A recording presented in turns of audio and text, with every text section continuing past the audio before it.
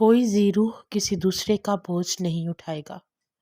آپ لوگ مجھے فائدہ نہیں دے سکیں گے، نہ ہی میں آپ کا کوئی بھلا کروں گی، نہ آپ کی ماں، نہ شوہر اور نہ بچے۔ اس دن تمام انسان، میں اور آپ، اپنے بہن بھائی سے بھی بھاگیں گے۔ یہ قرآن پاک کا بیان ہے۔ آج ہمیں جن کی فکر لگی رہتی ہے کہ فلاں میرے بارے میں کیا سوچے گا، فلاں کیا کہے گا، اس دن وہ ہم سے بھاگیں گے۔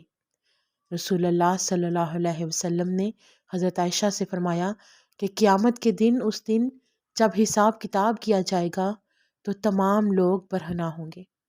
حضرت عائشہ پوچھنے لگی، کیا لوگ ایک دوسرے کو برہنہ دیکھیں گے؟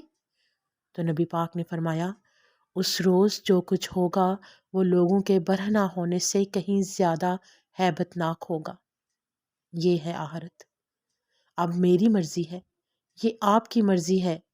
آج یہاں سے جانے کے بعد جب آپ لوگ نماز کے لیے کھڑے ہوں تو ایک فیصلہ کیجئے، بچے بوڑھے سب فیصلہ کیجئے خود کو بدلنے کا، کیونکہ ہم نہیں جانتے ہم کل تک زندہ رہیں گے یا نہیں۔ آپ میں سے کتنے لوگ ہیں جو دعا اقلا کو جانتے ہیں؟ وہ فلسطینی صحافی جسے کچھ عرصہ پہلے شہید کر دیا گیا، کیا کسی نے اس کی تصویریں اور ویڈیوز دیکھی؟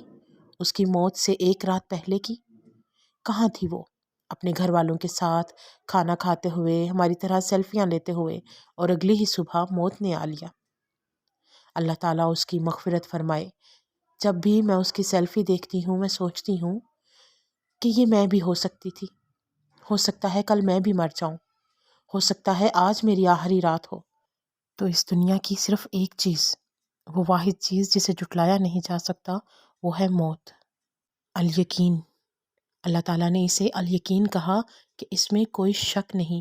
وَاعْبُدْ رَبَّكَ حَتَّىٰ يَأْتِيَكَ الْيَقِينُ، اپنے رب کی عبادت کرو یہاں تک کہ تمہیں موت آ جائے۔